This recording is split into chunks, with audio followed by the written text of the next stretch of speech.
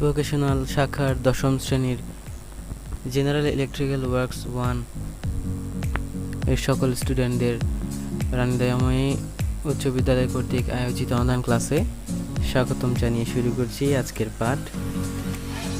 আশা করি তোমরা সকলেই ভালো আছো।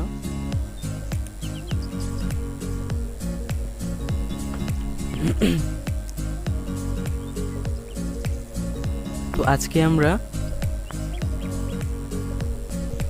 আজকে আমরা ট্রেড 1 বইয়ের দ্বিতীয় পার্টের অর্থাৎ দশম শ্রেণীর জন্য যে পার্টে রয়েছে বোর্ড কর্তৃক এসি 3 ফেজ সার্কিট এই অধ্যায়টি পড়ব। অধ্যায়টি নিয়ে বেশ কিছু ম্যাথমেটিক্যাল টার্ম, ইকুয়েশন আর বেশ কিছু ম্যাথ রয়েছে, যেগুলো তোমরা যদি থিওরিটিক্যালি না বোঝো তাহলে ম্যাথমেটিক্যাল ইকুয়েশন অ্যান্ড ম্যাথগুলো কিছুই বুঝতে পারবে না। তো 3 ফেজ বা 3 ফেজ সিস্টেম নিয়ে কিছু কথা। 3 ফেজ সিস্টেম হলো এমন একটি সিস্টেম যার মাধ্যমে পাওয়ার জেনারেশন, ট্রান্সমিশন ও ডিস্ট্রিবিউশন করা হয়ে থাকে। 1882 সালে এই পদ্ধতিতে উদ্ভাবন ঘটে যে একটির বেশি ফেজ দিয়েও পাওয়ার জেনারেশন, ট্রান্সমিশন ও লোডের জন্য ডিস্ট্রিবিউশন করা সম্ভব। পৃথিবীর প্রায় সকল দেশ তাদের বিদ্যুৎ বিতরণের জাতীয় গ্রিডে 3 ফেজ ব্যবস্থাটি ব্যবহার করে। তো বিশাল বৈদ্যুতিক মোটর এবং অনুরূপ অনেক ভারী বৈদ্যুতিক লোডে বিদ্যুৎ শক্তি সরবরাহ করতেও এই ব্যবস্থাটি ব্যবহার করা হয়। তোমাদের পাঠ্য বইয়ে 3.1 এসি সাপ্লাই ফেজ সম্পর্কে কিছু কথা রয়েছে। ফেজ শব্দের অর্থ দশা বা পর্যায়, অর্থাৎ ফেজ যেটা পড়ছি এসি সাপ্লাই ফেজ শব্দের অর্থটা কি বা ফেজ কাকে বলে? ফেজ শব্দের অর্থ হচ্ছে দশা বা পর্যায়। এসি সাপ্লাইয়ে ফেজ বলতে কারেন্ট, ভোল্টেজের মান, দিক এবং অবস্থানকে বোঝায়।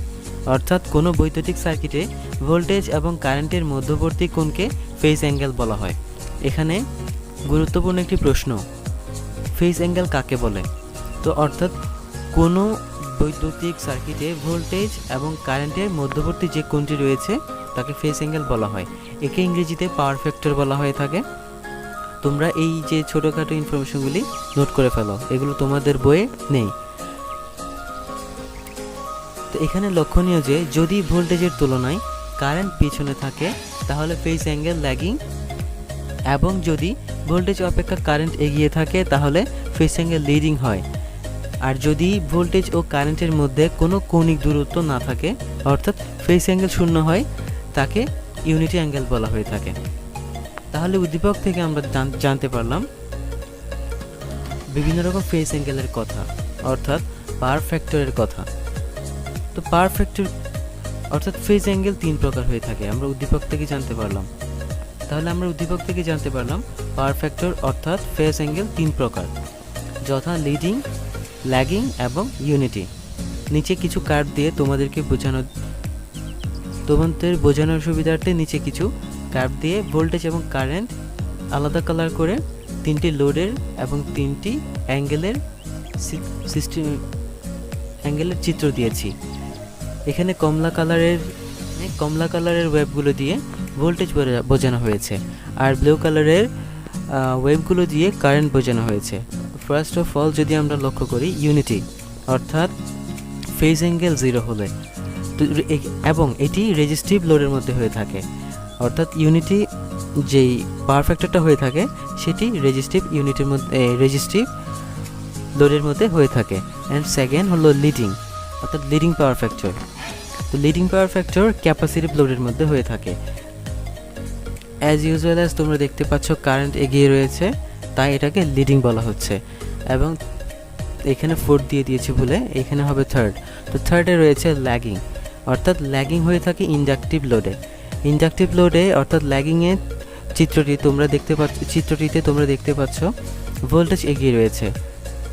তো আমরা আগেই পড়েছি যদি ফেজ অ্যাঙ্গেল 0 হয়ে থাকে তাহলে তাকে ইউনিটি বলে, আর যদি কারেন্ট এগিয়ে থাকে তাহলে লিডিং বলে, এবং কারেন্ট যদি পিছিয়ে থাকে অর্থাৎ ভোল্টেজ যদি এগিয়ে থাকে তাহলে এটাকে ল্যাগিং বলা হয়ে থাকে।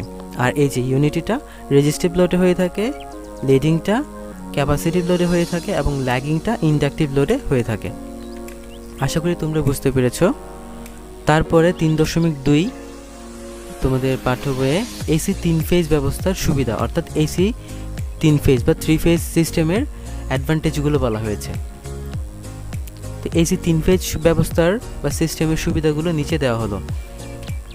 3 ফেজ সার্কিটে কপার লস কম হয়ে থাকে। 3 ফেজ সার্কিটে ব্যবহৃত যন্ত্রপাতির কর্মক্ষমতা বেশি হয়ে থাকে। হাই ভোল্টেজ উৎপাদন ও সরবরাহের 3 ফেজ ব্যবস্থা অধিক সুবিধাজনক। 3 ফেজ সার্কিটে সহজেই সিঙ্গেল ফেজ সার্কিট সরবরাহ দেওয়া যায়। 3 ফেজ সার্কিট সিস্টেমে পরিবাহী তার বা তামার পরিমাণ কম লাগে। 3 ফেজ ইন্ডাকশন মোটর 3 ফেজ সরবরাহ স্বয়ং চালু হতে পারে অর্থাৎ অটোমেটিক্যালি স্টার্ট হতে পারে, যা সিঙ্গেল ফেজ সিস্টেমে সম্ভব নয়। তারপর 3.3 তে রয়েছে 3 ফেজ সিস্টেমের অর্থাৎ 3 ফেজ ব্যবস্থার ফেজ পার্থক্য। 3 ফেজ বা 3 ফেজ সিস্টেমে উৎপন্ন ভোল্টেজ অথবা কারেন্টগুলো পরস্পর একটি নির্দিষ্ট কৌণিক দূরত্বে অবস্থান করে থাকে। ওই কৌণিক দূরত্বকে বলা হয় 3 ফেজের ব্যবস্থার 3 ফেজ সিস্টেমের পার্থক্য।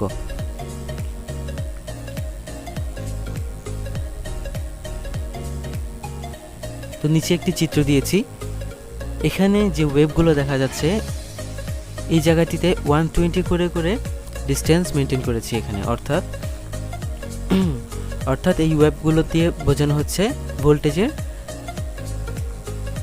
অর্থাৎ এই ওয়েভগুলো দিয়ে ভোল্টেজকে বোঝানো হচ্ছে। উপরেরগুলো হচ্ছে পজিটিভ ভোল্ট অ্যান্ড নিচেরগুলো হচ্ছে নেগেটিভ ভোল্ট। 3 ফেজ সার্কিটে একটি ফেজ অপরটির চেয়ে 120 ইলেকট্রিক্যাল ডিগ্রি পেছনে থাকে, অর্থাৎ পাশাপাশি দুটি ফেজের মধ্যকার পার্থক্য হলো 120 ডিগ্রি। এখানে তোমরা মনে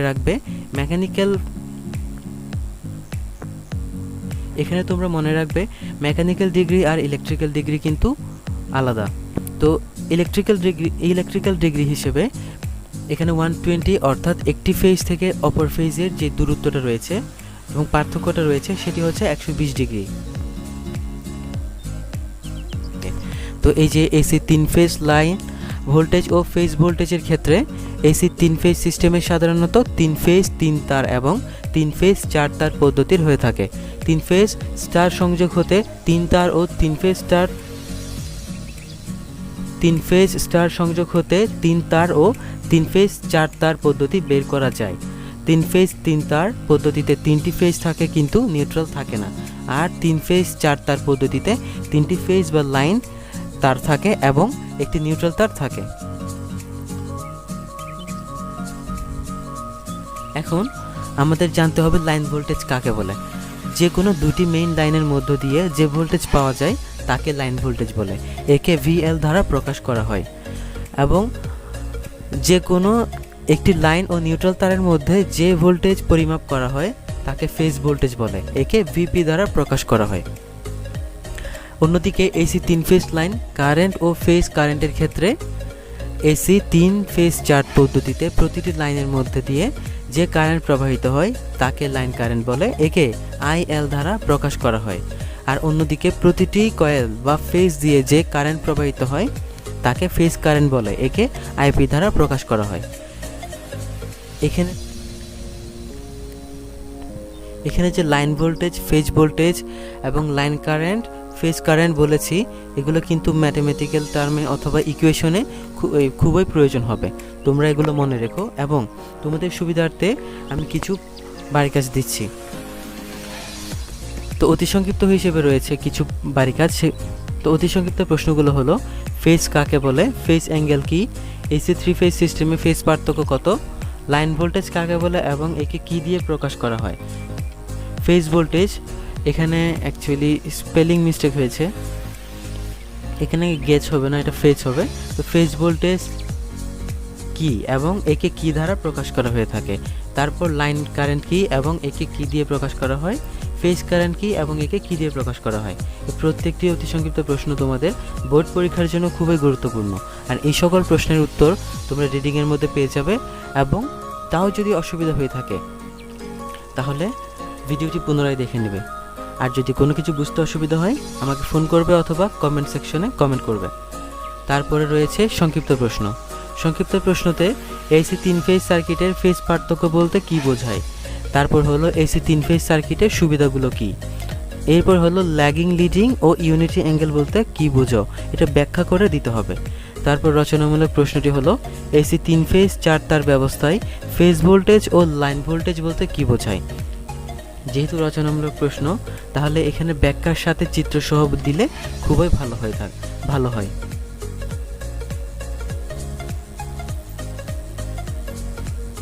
ঠিক আছে, তো তোমাদের 3.2 এসি 3 ফেজ ব্যবস্থার সুবিধা এটি নিয়ে আবার একটু আলোচনা করি। এসি 3 ফেজ ব্যবস্থার সুবিধাগুলো যেগুলো নিচে দেওয়া হলো এগুলো অ্যাকচুয়ালি বুঝতে হবে। যেমন কতে রয়েছে 3 ফেজ সার্কিটে কপার লস কম হয়ে থাকে, অর্থাৎ এখানে আমরা আরও একটি অপশন পড়েছিলাম 1 নম্বরে। হ্যাঁ, 3 ফেজ সার্কিট সিস্টেমে পরিবাহী তার বা তামার পরিমাণ কম লাগে, অর্থাৎ তামার পরিমাণ আর পরিবাহী তারের পরিমাণ কম লাগে বিধায় 3 ফেজ সার্কিটে কপার লস কম হয়ে থাকে। আর এই যে কপার লস কম হওয়ার কারণে 3 ফেজ সার্কিটে ব্যবহৃত যন্ত্রপাতির কর্মক্ষমতা বেশি হয়ে থাকে এবং বেশি দিন ধরে কর্মক্ষমতা বজায় থাকে। তারপর হাই ভোল্টেজ উৎপাদন ও সরবরাহের জন্য 3 ফেজ ব্যবস্থা সবথেকে সুবিধাজনক, কারণ আমরা যদি একটি ফেজ দিয়ে কোনো বিদ্যুৎ ভোল্টেজ ট্রান্সমিশন করি তার তুলনায় যদি আমরা 3 ফেজ বা পলিফেজ, আরেকটা কথা বলে রাখি এখানে 3 ফেজকে পলিফেজে বলা হয়ে থাকে, অর্থাৎ এই পলিফেজের সাহায্যে যদি আমরা ভোল্টেজ উৎপাদন বা সরবরাহ অর্থাৎ